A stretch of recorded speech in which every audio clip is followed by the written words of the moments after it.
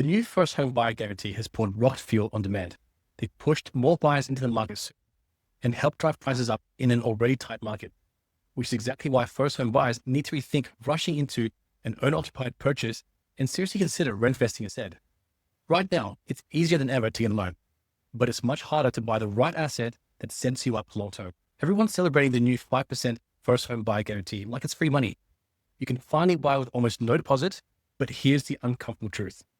The scheme is already helping push prices higher, encouraging first home buyers to take on bigger loans in more expensive suburbs for homes that may actually hold them back financially. In this video, I'm going to show you how the 5% scheme is really affecting the market and why many Aussies should consider rent vesting instead of buying their dream home that they want to live in now. And if you've ever wondered, am I better off buying a $1.1 million unit that I want to live in now, or a $650,000 house that I can rent out while I keep renting where I want to live? Stay with me. Later in this video, I'll break down the two real-world scenarios. Same couple, same income, same 5% deposit, and I'll show you what their net position looks like in 10 years in a buy your home versus rent vest showdown. The gap might actually shock you.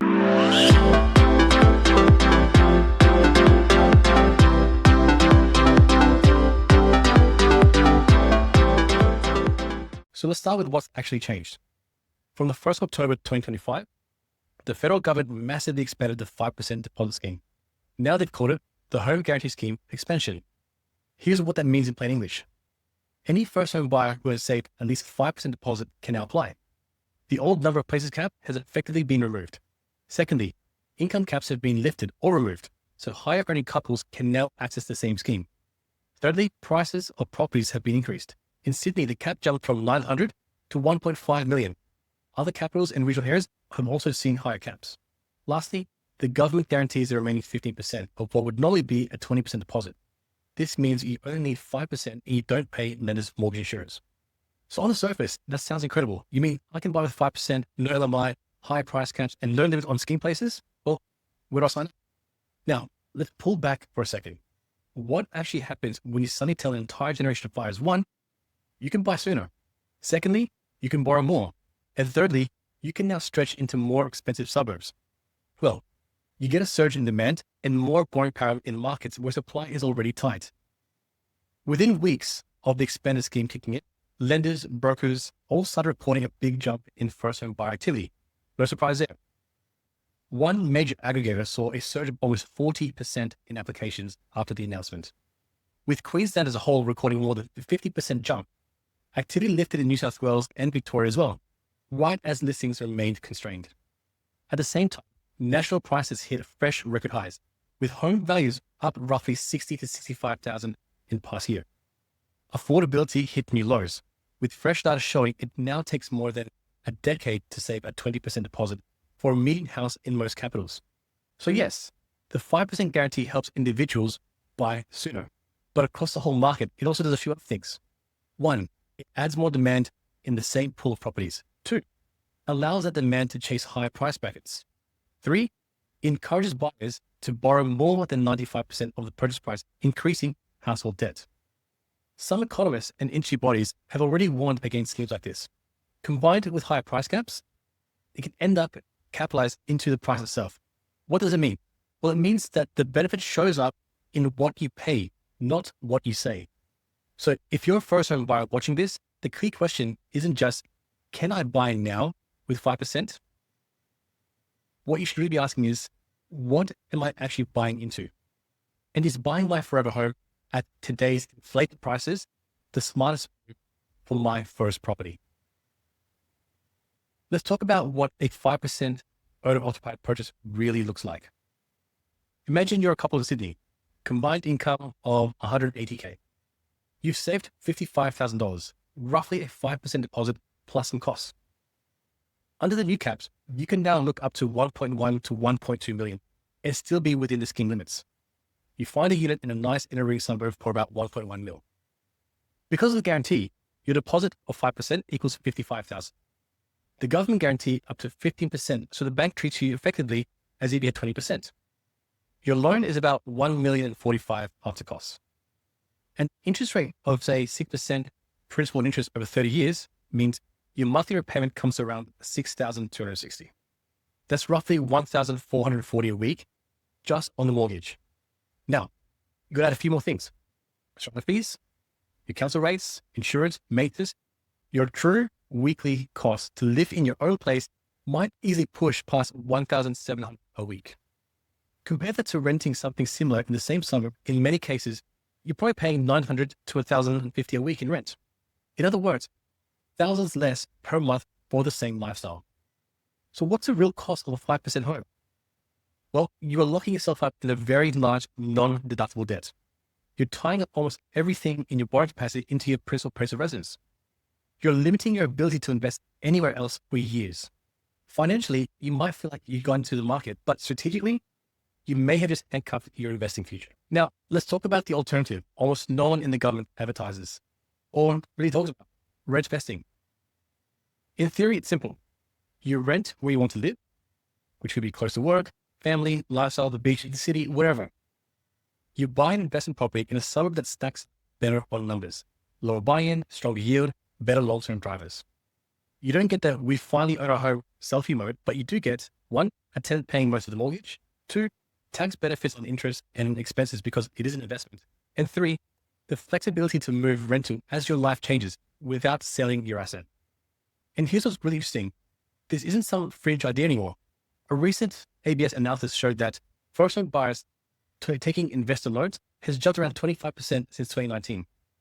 One industry snapshot showed more than 8,000 first-home buyer loans for investment purposes in 2024. That's up 12% on the prior year.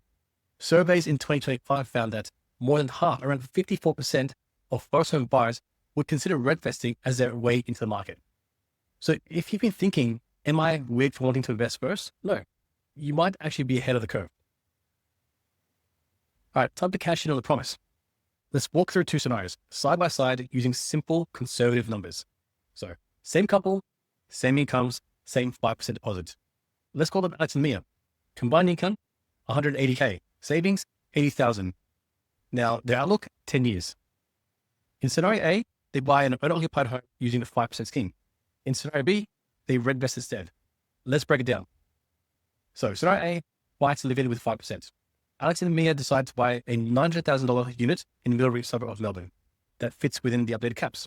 Purchase price, $900,000, deposit 5%, which is $45,000.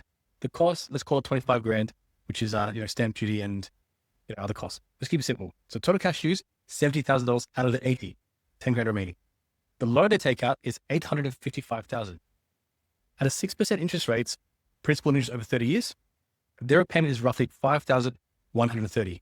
That's $1,185 per week.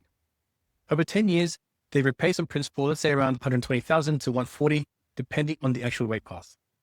If the property grows at say 4% per year on average, that $900,000 home becomes about $1.33 million after 10 years. So the equity they built in 10 years is roughly 1.33 less their outstanding debt of say $715. The equity sits at $650,000, ignoring any selling costs. So not bad. But during those 10 years, they've also carried very high non-deductible repayments. They've had limited surplus pouring power to buy any other investment. Essentially, they've ridden one single asset in one location with no tax benefits. Scenario B, rentvesting with the same 5%. Let's jump into reinvest mode now. Same couple decide they'll keep renting where they love living, and they only pay $800 per weekly rent. They use the same $80,000 cash, but structured differently. They buy a $650K house in a growth corridor in Southeast Queensland. The purchase price being $650 means their deposit as an investor is 10%, not 5%. That's $65,000. Costs, $15,000. So the total cash used is $80K. The loan they take out is $585,000. Now, with rent being $650 per week, they're making $33,800 per year. That's a 5.2% gross yield. At 6% interest only, their interest cost is $35,100 per year. After rent, before other costs, they're roughly neutral, maybe slightly negative once you factor in other expenses. But interest and many costs are all tax deductible. Now, let's assume that corridor grows at 5% a year, which is not crazy now, considering it's landlocked growth suburb with infrastructure population drivers. After 10 years, that $650K property becomes roughly $1,006,000. The equity position, value, $1,006,000. Loan still around $550 to $580, depending on structure. The equity is about $480 to $510. So far, the equity looks a bit lower than scenario A, but here's what's different. They've had lower personal cost of living because their rent is only $800 per week. It's cheaper than $1,185, which was their mortgage on their principal residence. They've enjoyed tax deductions on interest and expenses. Most importantly, and this is the kicker, they still have the flexibility and the serviceability to buy a second investment property once their equity and their borrowing allow. If they were to repeat this strategy, say buy a second property at $650K, which they invested in at say year 4 or year 5, that's another growth market. By year 10, they might have 2 properties worth about $1 million each. Combined equity perhaps nudging 900 to $1 million, depending on how aggressively they pay down debt. Now, same starting deposit, same incomes, but completely different asset base. And that's the real conversation first-home buyers need to have with themselves. Is my first home about lifestyle validation, or is it about building a base of assets that gives me options later, whilst I still live where I want to live for my current lifestyle? Here's a problem with the way the 5% guarantee is being marketed. It frames the decision as, can you get into your own home sooner? Instead of, what's the smartest first asset you should own? The structure of the scheme, it forces you to buy an owner-occupied property to keep the guarantee. If you move out and turn into an investment too early, you can lose that guarantee and you may be slugged with an LMI or forced to refinance. Secondly, it encourages you to stretch up to the new higher price cap because, hey, you qualify now, why wouldn't you?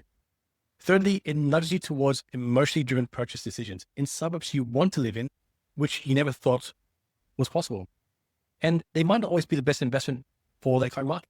In other words, it solves the problem of the deposit, but it doesn't solve the strategy problem.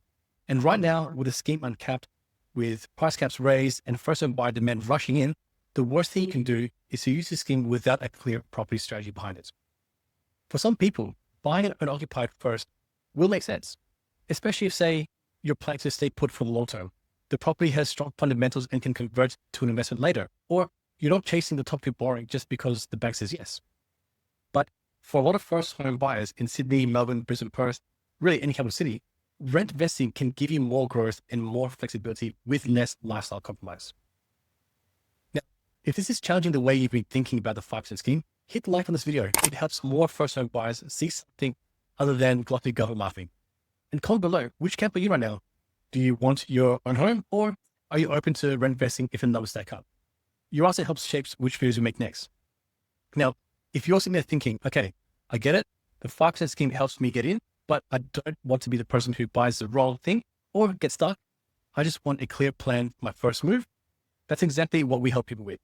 A strategy session will cover your income, deposits, your borrowing capacity. Secondly, we'll model out what a 5% owner-occupied looks like for you in your situation, your repayments, your cash flow, and your 10-year outlook. Next, we can model what rent vesting path could look like, the different suburbs, the price caps, different yields, and growth assumptions. Lastly, we can show you side by side how each path might affect your ability to build a portfolio over the next decade. So instead of guessing or copying what your friends are doing or what they're telling you to do, make a decision with your eyes open. If this sounds useful, hit the link below, book a free strategy session today, and let's map out your first move properly before you lock yourself into a 30-year commitment that might not be aligned with your current goals.